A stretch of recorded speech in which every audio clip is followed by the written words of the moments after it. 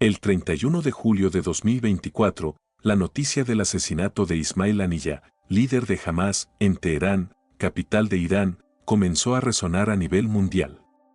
Si bien Israel no admitió directamente su responsabilidad, es bastante claro quién tendría interés en eliminar al líder de Hamás en Irán. Lo que siguió a su muerte fue una ola de teorías e información contradictoria sobre dónde, y principalmente cómo, las fuerzas israelíes llevaron a cabo este importante golpe contra la cúpula de poder de Hamás.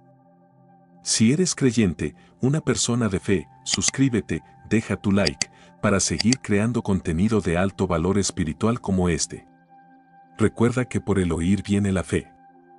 Sin embargo, podríamos estar hablando de una de esas operaciones secretas realizadas por el Mossad israelí dentro de territorio enemigo, lo que añade un matiz fascinante y sombrío al asunto.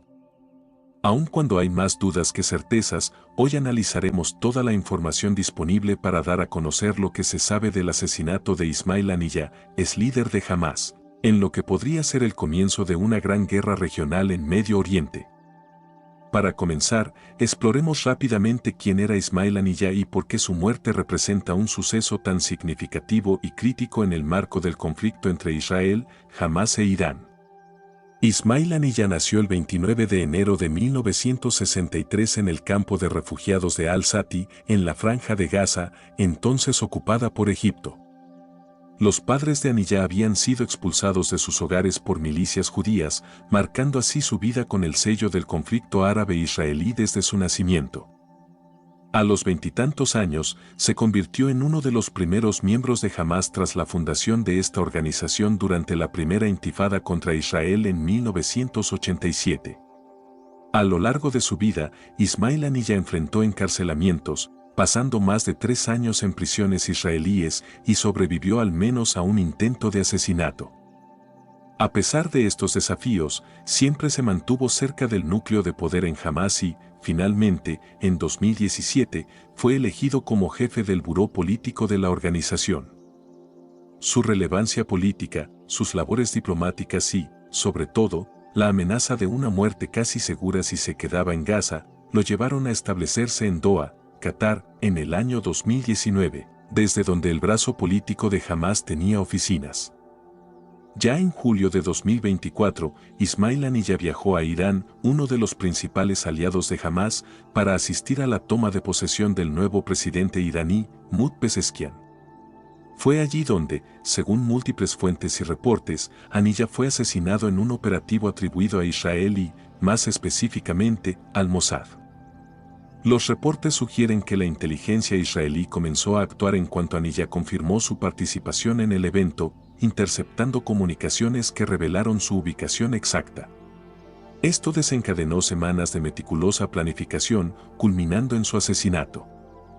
Ahora bien, surge una pregunta crucial: ¿cómo se ejecutó exactamente el ataque que resultó en la muerte del líder de Hamás? Inicialmente, Waqf Media, un importante medio de noticias de todo Medio Oriente, dijo que Ismail Haniyeh fue asesinado en el complejo de palacios de Sadabad, ubicado en Chemirani, cerca de las montañas de Al-Borz, en Teherán, Irán. Por su parte, el New York Times reportó que el líder de Hamás realmente se encontraba en la casa de huéspedes del complejo Nesat, al noroeste de Sadabad y propiedad del Cuerpo de la Guardia Revolucionaria Islámica. Esta es una zona de lujo y muy bien protegida en Teherán, así que hace completo sentido. En cuanto a la forma en la que Israel y sus fuerzas militares y de inteligencia llevaron a cabo este asesinato, la versión ha variado mucho con el paso de los días.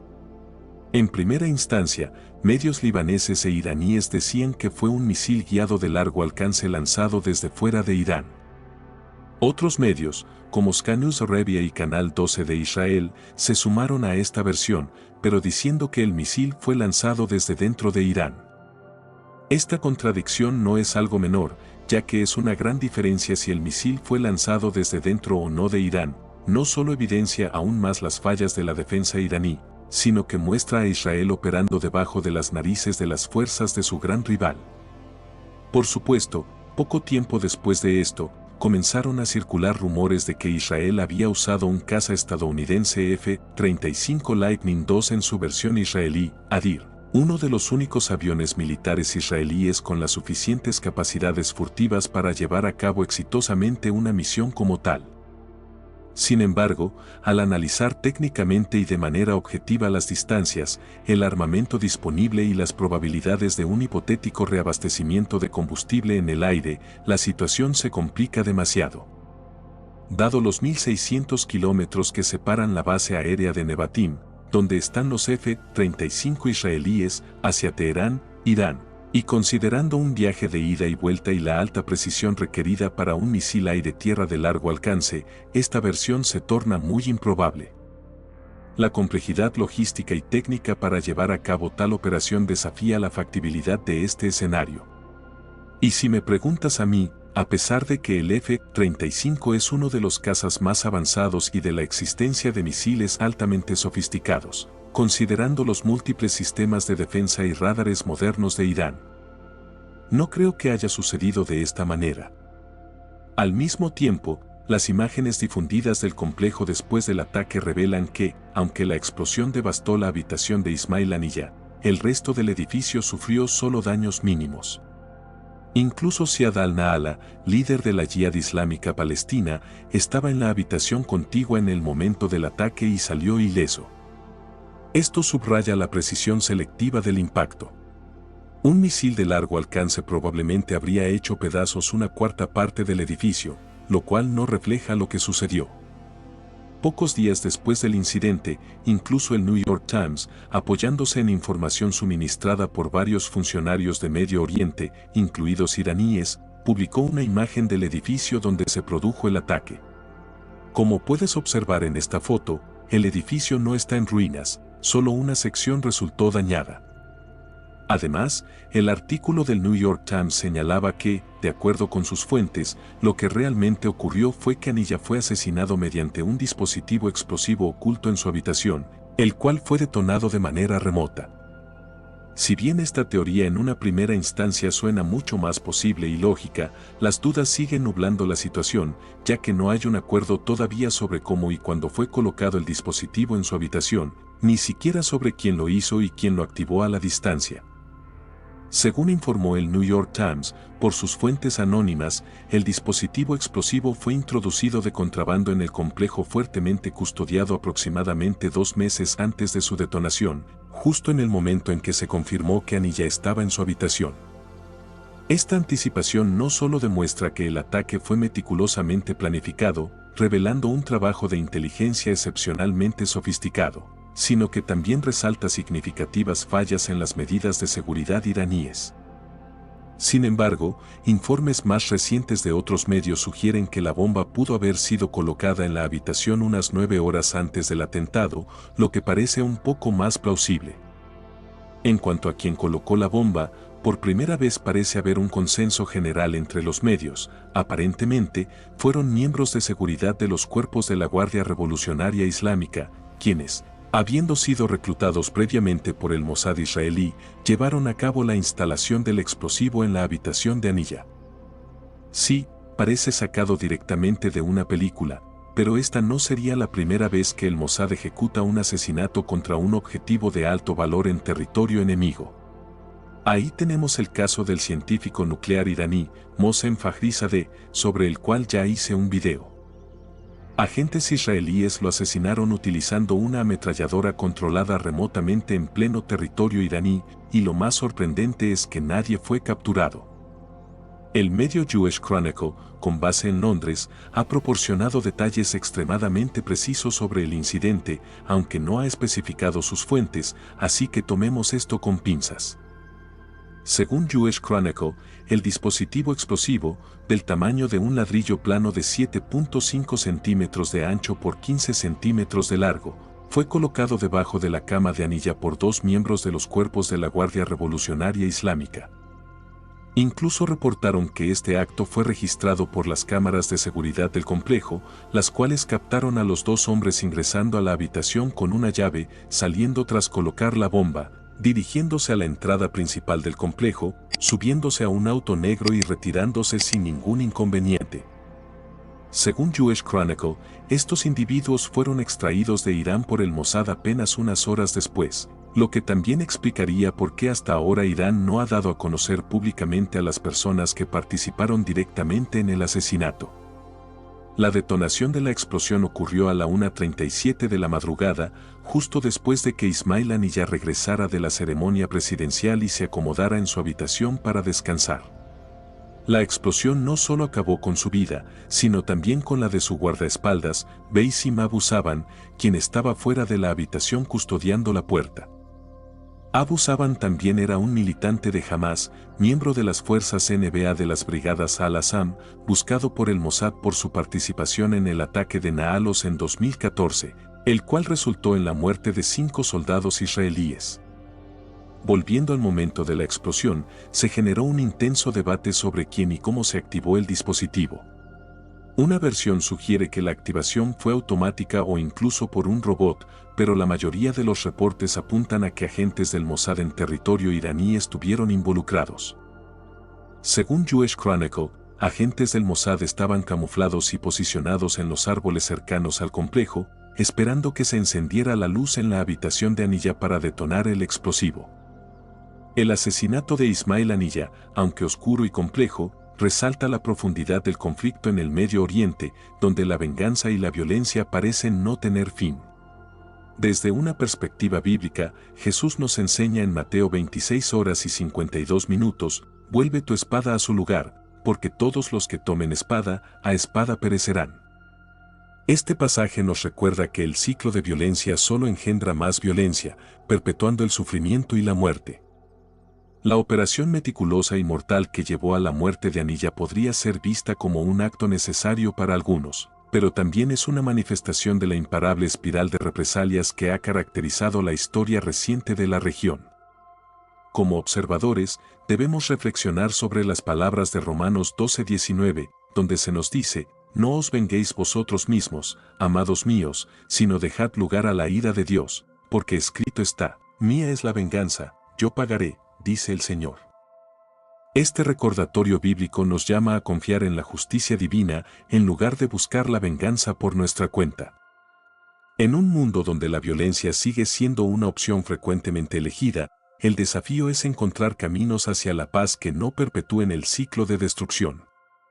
Te quiero recordar que, si eres creyente, una persona de fe, suscríbete, deja tu like, para seguir creando contenido de alto valor espiritual como este. Recuerda que por el oír viene la fe. Detonó la bomba, lo cual sucedió acabando inmediatamente con su vida. El personal médico iraní destacado en el recinto acudió de inmediato al lugar, pero encontró muertos tanto a Haniyeh como a Abu Saban tras la explosión. Como era de esperarse, agentes de seguridad iraníes y policías realizaron una operación exhaustiva dentro del complejo, poniendo en cuarentena a todos los presentes y confiscando dispositivos electrónicos. Esto también explica por qué no hay públicamente ninguna imagen o video del atentado. Se reporta que más de 2 docenas de personas, incluyendo altos funcionarios de inteligencia militar, fueron detenidos e interrogados para esclarecer los hechos. Esto se logró en parte al analizar meticulosamente las grabaciones de vigilancia cuadro por cuadro. Aunque la teoría del dispositivo explosivo ganó fuerza con el tiempo, el 3 de agosto las autoridades iraníes insistieron nuevamente en que Ismail Haniyeh había sido asesinado por un proyectil externo de corto alcance, cargado con aproximadamente 7 kilogramos de material explosivo. Lo cual explicaría tanto la precisión del ataque como el daño limitado de la explosión. Al mismo tiempo, calificaron la narrativa del dispositivo explosivo bajo la cama como una fabricación propagandística para magnificar la capacidad operativa de las fuerzas israelíes en Irán y retratar a sus hombres de la Guardia Revolucionaria como débiles. Traidores que podían ser fácilmente comprados. El 1 de agosto se celebró un funeral por Ismail Haniyeh en la Universidad de Teherán, con el líder supremo de Irán, Ali Jamenei, dirigiendo las oraciones. Desde allí, los cuerpos de Haniyeh y su guardaespaldas fueron trasladados en una procesión de 5 kilómetros hasta la Plaza Azadi. Posteriormente, los restos mortales de Haniyeh fueron llevados a Qatar, donde se celebró una ceremonia en la mezquita del imán Muhammad ibn Abd al-Wahhab, seguido de su entierro en Lusail el 2 de agosto. Entre tantas dudas y versiones contrapuestas, lo único cierto en este momento es que Haniyeh fue efectivamente asesinado por Israel en Teherán. El portavoz del Poder Judicial en Irán, Asghar Jahangir, declaró el 6 de agosto lo siguiente: hasta hoy no se ha producido ninguna detención en relación con este caso de Haniyeh. En las investigaciones están implicados militares iraníes. Esto nos lleva a otras dos preguntas clave. Por un lado, ¿por qué se decidió eliminar a Haniyeh en ese momento de la investidura presidencial de Irán en pleno 2024? En respuesta, podemos recordar el ataque de Hamás en territorio israelí el 7 de octubre de 2023, un incidente que marcó el inicio de esta fase del conflicto entre ambos bandos. Como reacción a ese ataque, el gobierno israelí prometió neutralizar a todos los principales líderes de Hamás, incluyendo por supuesto a Ismail Haniyeh. En los últimos meses, eso es precisamente lo que ha estado ocurriendo. Por ejemplo, el 2 de enero de 2024, el diputado de Hamás, Saleh al-Aruri, fue asesinado en un ataque aéreo en Beirut. Además, horas antes del asesinato de Haniyeh, Israel eliminó a Fuad Shukra, un altísimo dirigente de Hezbollah en Beirut, Líbano.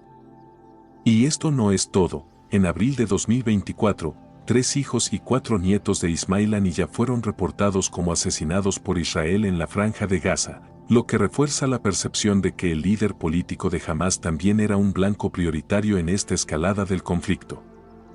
Debe saberse que las operaciones de asesinato israelíes fuera del país son llevadas a cabo principalmente por el Mossad, el servicio de inteligencia exterior del país. David Barnea, jefe del Mossad, declaró en enero de 2024 que su servicio estaba obligado a dar caza a los dirigentes de Hamás. Se cree que Israel eligió Irán para el asesinato de Haniyeh por varias razones. Primero, aunque el Mossad pudo haber tenido múltiples oportunidades de atacar al líder de Hamás en Doha, Qatar, este es un país teóricamente neutral y crucial como mediador en la crisis de rehenes entre ambos bandos. Realizar una operación de este tipo en territorio catarí sin informar a las autoridades habría causado severamente una crisis diplomática, especialmente considerando que Qatar es uno de los principales aliados de Estados Unidos. Qatar alberga una de las bases militares estadounidenses más grandes en Medio Oriente, la base aérea de Al-Udeid, que es un punto central para las operaciones militares estadounidenses en la región. Además, ejecutar el asesinato en Teherán envía un mensaje potente: Irán es uno de los principales enemigos de Israel en la región, y su capital se considera una de las ciudades más seguras y defendidas para los enemigos de Israel. Llevar a cabo el asesinato del líder de Hamás allí no solo representa una gran humillación para el gobierno iraní, sino también una victoria simbólica para Israel. Es importante mencionar que el 6 de agosto de 2024, Hamás anunció que Yahya Sinwar, otro alto miembro de la organización y anteriormente el segundo al mando, ahora se ha convertido en el jefe del buró político de la organización. Lo interesante es que Yahya Sinwar se encuentra en Gaza, o al menos eso se cree, lo que podría alterar significativamente la dinámica del conflicto en la región y darle a él más libertades de combate, pues ahora él es quien toma las decisiones finales. Las repercusiones del atentado se manifestaron rápidamente. Figuras clave de Irán, incluyendo al líder supremo Ali Khamenei, al nuevo presidente Masoud Pezeshkian y al embajador ante la ONU, Amir Said Arabani, emitieron amenazas directas de represalia contra Israel.